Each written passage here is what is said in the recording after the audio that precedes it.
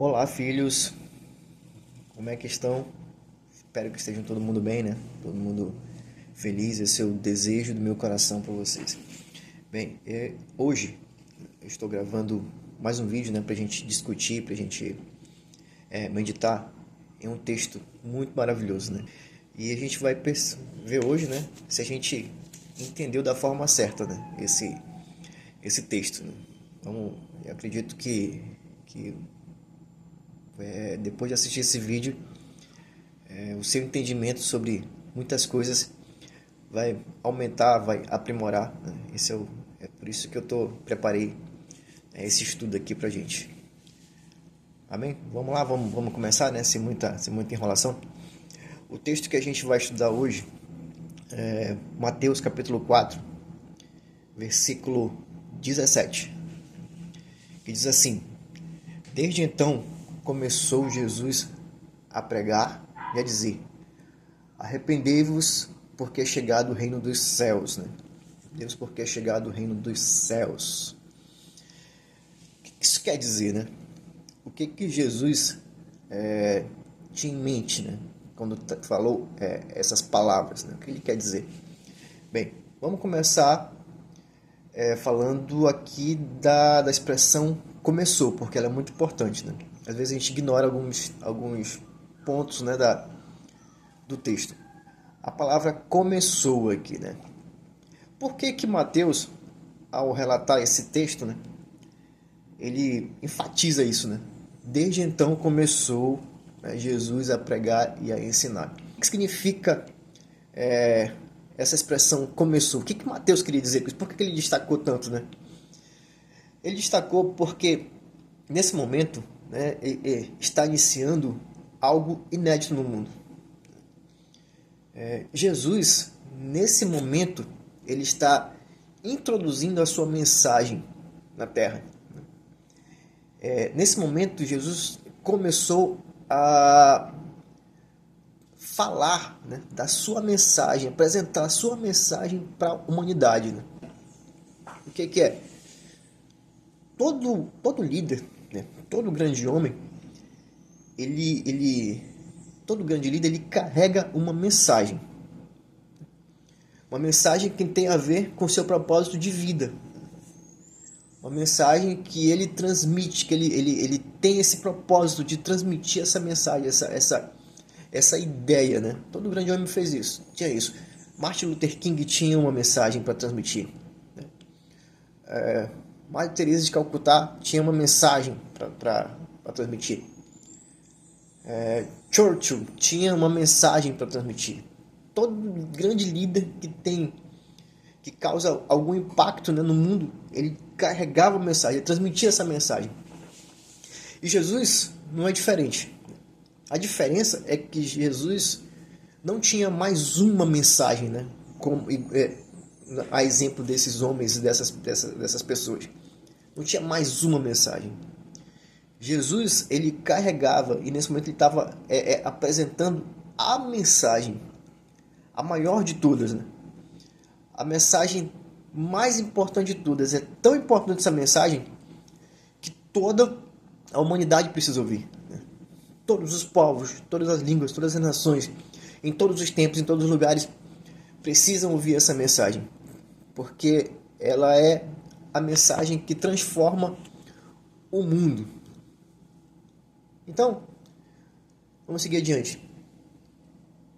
Se Jesus ele começou a apresentar a sua mensagem, qual era essa mensagem, né? Qual era a sua mensagem? Qual é a mensagem que Jesus trouxe, né? Porque existe muita confusão em relação a isso daí, né?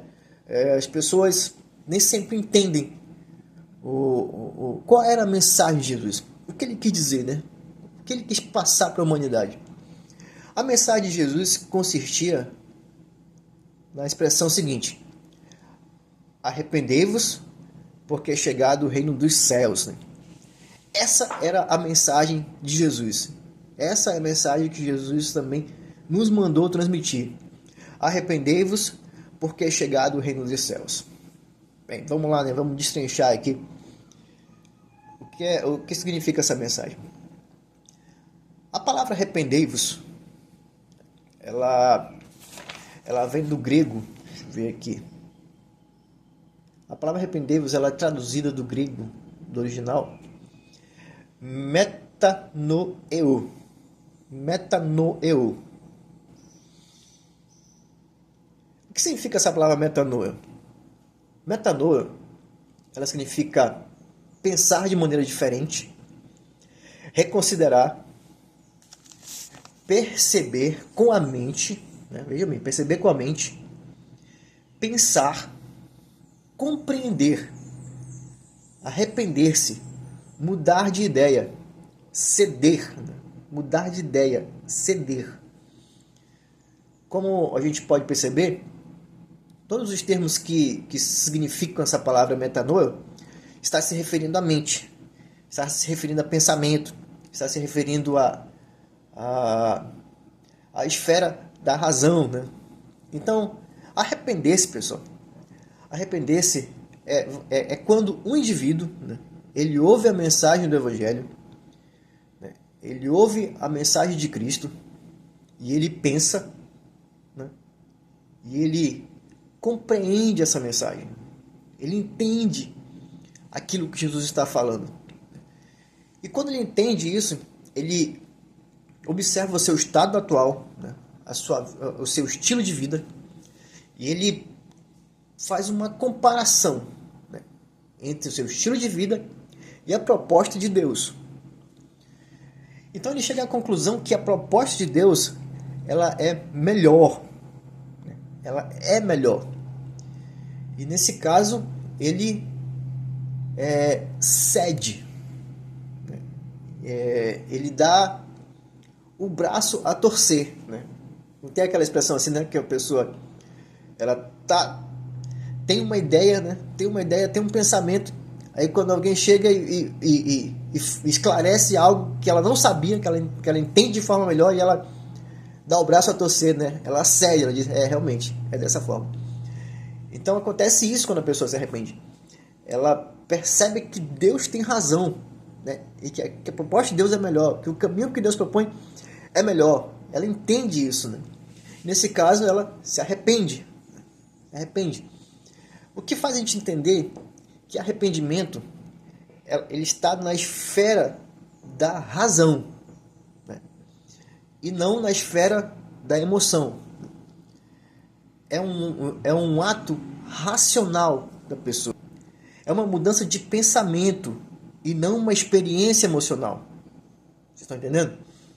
É autorresponsabilização e não autopiedade. Isso é muito importante, né? Às vezes a gente confunde, né? As coisas.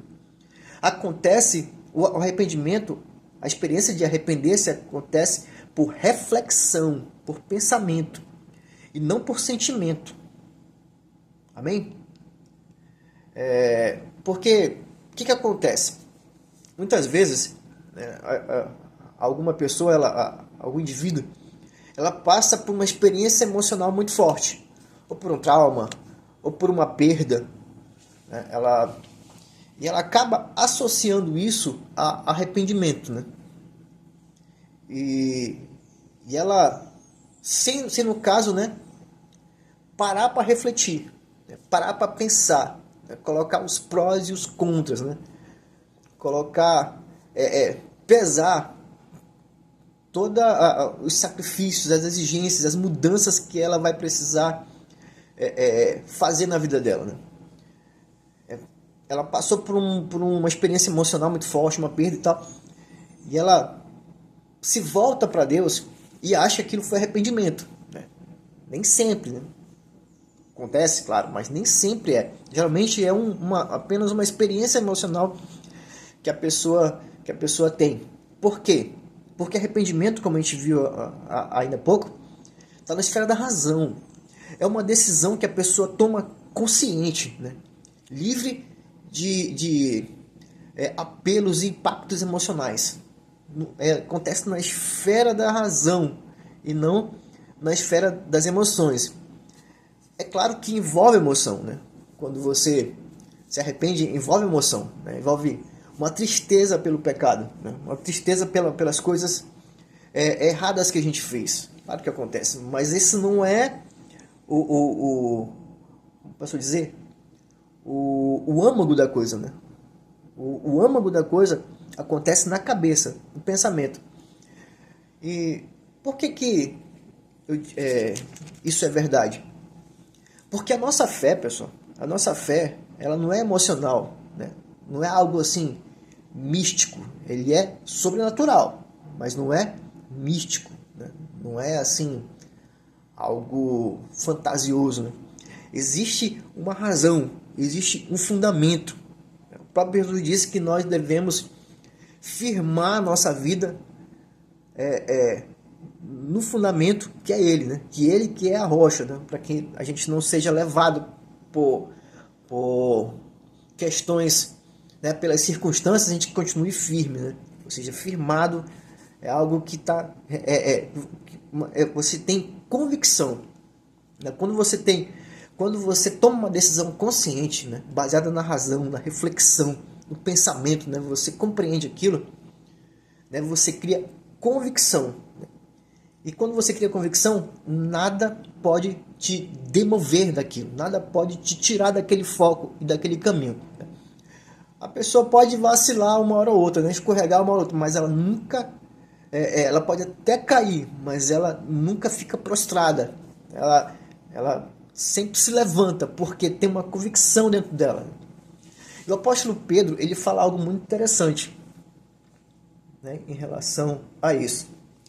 Ele diz assim, que a gente tem que estar sempre disposto, né, sempre disposto a apresentar a razão da nossa fé, né? A razão da nossa fé. Cadê? Deixa eu ver se eu acho aqui. Pedro fala assim, que nós devemos estar sempre dispostos a apresentar a razão da nossa fé. Ou seja, a nossa fé tem uma razão, pessoal, né? Tem uma explicação lógica, uma explicação racional para ela. Ela não é... Ela tem um aspecto sobrenatural, porque o evangelho não é da terra, né? Ele é do céu. A mensagem do reino, ela é do céu, então ela é sobrenatural. Mas ela não é irracional. Vocês estão me entendendo? Existe uma explicação. As pessoas... Se Pedro está dizendo que temos que estar sempre prontos para explicar a razão da nossa fé, é porque é algo compreensível à nossa mente. Amém? Vamos lá então, vamos dar seguimento. Então, se arrependimento vem da razão, né? E as pessoas compreendem com a mente, ela é por reflexão, por pensamento. Então alguém pode dizer assim, então para pregar é muito fácil, né? Você só preparar uma mensagem bem elaborada, né? Com argumentos lógicos, né?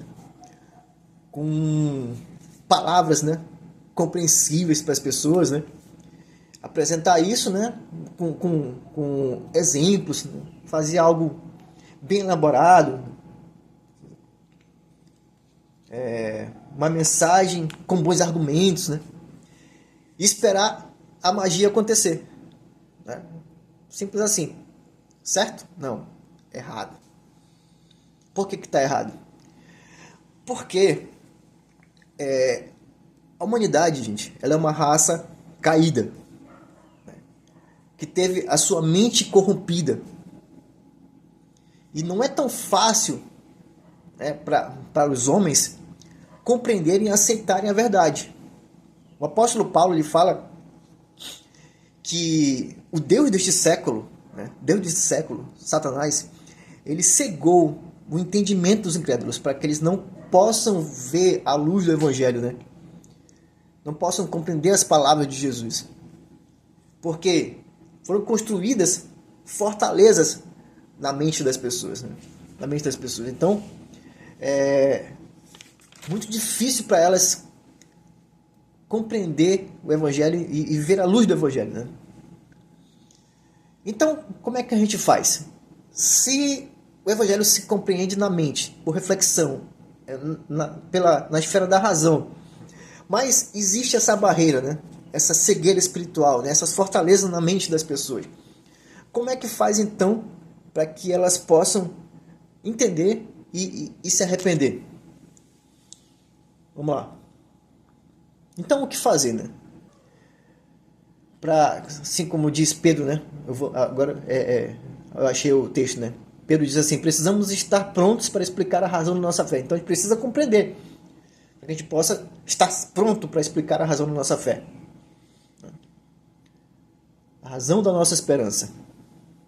Mas é o seguinte: nós não podemos apostar tudo nisso, na nossa capacidade de comunicação. Por mais articulada que seja, né, a nossa mensagem, por mais argumentos, né, convincentes, né, que a gente possa ter, isso não pode não ser suficiente. É por isso que você fala, as pessoas, os líderes ensinam, os pregadores pregam, falam e parece que não entra na cabeça das pessoas. Parece que elas não compreendem, né? Por quê? Por isso. Porque existe uma barreiras na mente das pessoas, né? Que não deixam que elas compreendam essa mensagem. Então, temos que pensar, então o que fazer? Temos que pensar como Paulo. Vamos lá ver 1 Coríntios capítulo 2, versículo 4 e 5. Vamos ver o que Paulo diz lá? Paulo diz assim: a minha palavra e a minha pregação não consistiram em palavras persuasivas de sabedoria humana, mas em demonstração do Espírito e de poder, para que a vossa fé não se apoie em sabedoria dos homens, mas no poder de Deus. Amém? Maravilha, né? Então a gente precisa compreender o Evangelho, né, ao ponto que a gente possa explicar, né, de forma racional a razão da nossa fé. Mas a gente precisa também compreender que a nossa fé não é baseada na sabedoria dos homens, mas no poder de Deus. Porque não é a minha retórica que convence as pessoas. Não é a minha boa comunicação. Não é a minha mensagem maravilhosa que convence as pessoas. Mas é o Espírito Santo que convence as pessoas. Mas a gente precisa também ser inteligente na hora de apresentar o Evangelho. A gente não pode falar de qualquer forma, de qualquer jeito, porque é muito perigoso isso, né? Isso pode causar confusão e a gente pode perder uma alma para sempre. Amém, queridos? Então, tá entendido em relação a arrepender-vos? Depois você comenta aí, né? Se você entendeu, se você não entendeu, o que você acha desse texto, né? Arrependei-vos, porque é chegado o reino dos céus, né? Arrependimento.